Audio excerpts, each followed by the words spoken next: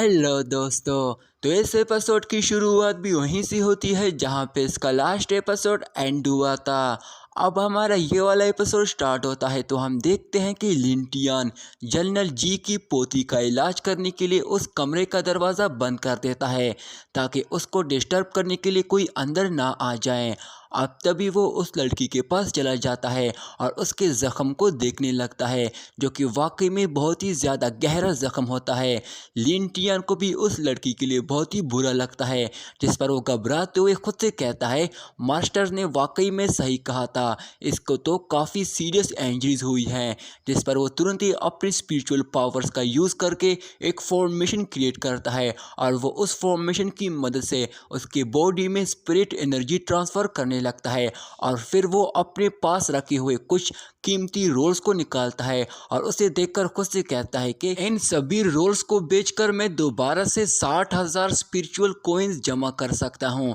पर इस वक्त इन पैसों से ज़्यादा इस लड़की की जान बचाना है। जिस पर वो उनकी पावर्स का भी यूज़ करते हुए उसकी एनर्जी से उसमें मर्ज करने लगता है। दूसरी ओर जर्नल अपनी पोती की वजह से काफ़ी परेशान दिखाई दे रहा होता है। इसे देखकर मास्टर ज़ैंग उसे कहता है कि आप परेशान ना हो, मुझे यकीन है कि आपकी बच्ची बिल्कुल ठीक हो जाएगी, आप बस शांत हो जाएं और उस बच्चे पर यकीन रखें। दूसरी ओर लिन टियान अपनी स्पिरिचुअल पावर्स एनर्जी का इस्तेमाल करके अपने हाथ में एक एनर्जी बॉल क्रिएट करता है और वो उस लड़की की पेट के ऊपर रखते हुए उस एनर्जी को अपने पैटर्न में कंबाइन करने लगता है ताकि ये फॉर्मेशन इसकी जख्म को हील कर सके। लिन टियान अपनी पूरी जान लगाकर ये प्रोसेस कंप्लीट करने की कोशिश कर रहा होता है, जिसकी वजह से उसका अब असर भी होने लगता है और उस लड़की की हालत ठीक होने लगती है, जिसकी वजह से उस लड़की को अब होश भी आने लगता है। अब लिन टियान अपनी लिमिट से ज़्यादा एनर्जी इस्तेमाल करने की वजह से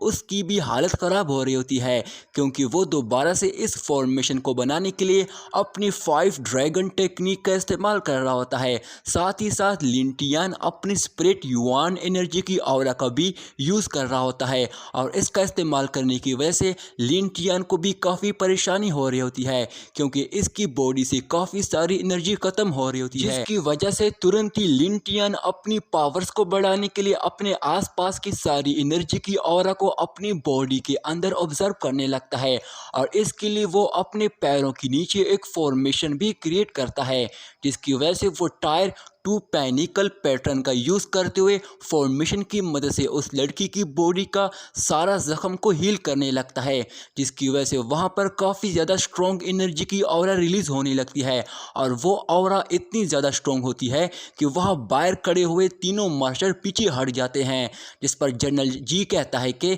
लिन टियान तो वाकई में बहुत ही स्ट्रॉन्ग एनर्जी का यूज़ कर रहा है और इस एनर्जी से मेरी बच्ची की सारी इंजरीज पूरी तरह हील हो जाएगी। अब दूसरी तरफ काफ़ी एनर्जी ट्रांसफ़र करने के बाद लिन टियान अपनी फाइनल टेक्निक का इस्तेमाल करते हुए उस फॉर्मेशन पैटर्न का इस्तेमाल करके उस लड़की के ज़ख्म को पूरी तरह हील कर देता है। अब यहाँ पे ये करते हुए शाम हो जाती है, जहाँ जनरल जी और दोनों मास्टर काफ़ी देर से उसका बाहर आने का इंतज़ार कर रहे होते हैं। जिस पर मास्टर याओ जनरल जी को कहता है कि उसकी स्पिरिचुअल एनर्जी अब शांत हो गई है, लगता है काम हो गया है। जिसके साथ ही लिन टियान दरवाज़ा खोलकर बाहर आ जाता है, जिस पर तुरंत ही जनरल उसके पास आकर पूछता है बेटा मेरी बेटी कैसी है, क्या वो ठीक हो गई है। जिस पर लिन टियान बाहर आकर जनरल से कहता है कि हाँ, उस लड़की की ज़ख्म मैंने पूरी तरह हील कर दी है, जिसे आपकी पोती अब बिल्कुल ठीक हो गई है। इसे सुनकर जनरल जी तुरंत ही अपनी पोती के पास भागते हुए जाता है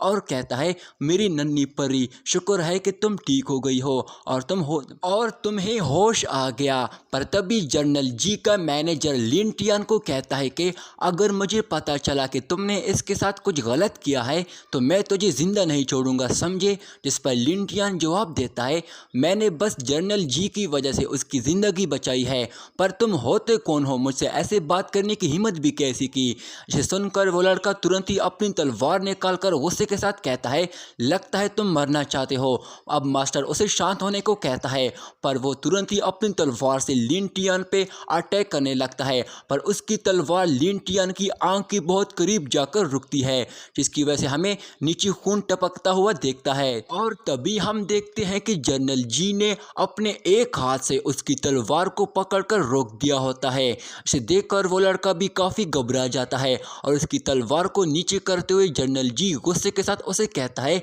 दफ़ा हो जाओ मेरी नज़रों से, जिस पर वो लड़का तुरंत ही वहाँ से बाहर चला जाता है। तभी जनरल जी लिन टियान को ग्रीट करते हुए कहता है, बच्चे मुझे इसके लिए माफ़ कर देना, वो मेरा पुराना मैनेजर है, इस वजह से उसको हर बात की फिक्र रहती है। लिन टियान उसे कहता है, आप ऐसा करके मुझे शर्मिंदा कर रहे हो। पर तभी वो दोनों मास्टर भी लिन टियान को कहते हैं कि इसमें जनरल जी की कोई गलती नहीं है, लेकिन फिर भी जनरल जी उसे अपनी गलती समझकर तुमसे माफ़ी मांग रहे हैं, ये तो इसकी शान है। जिस पर जनरल जी जवाब देता है कि जो भी हो वो मेरे साथ ही आया था, मैं 80 साल का हो चुका हूँ, मेरे बच्चे मर चुके हैं और मेरे पास इकलौती मेरी ये बच्ची ही रह गई है, जिसकी जान बचाकर इस बच्चे ने मेरे ऊपर बहुत बड़ा एहसान किया है। जिस पर वो उसके इनाम के लिए एक टोकन लिन टियान को देता है और उसे कहता है कि फ़िलहाल के लिए मेरे पास यही है। इसे देखकर लिन टियान उसे पूछता है कि जनरल ये क्या है, पर तभी मास्टर जियाओ उसे बताता है कि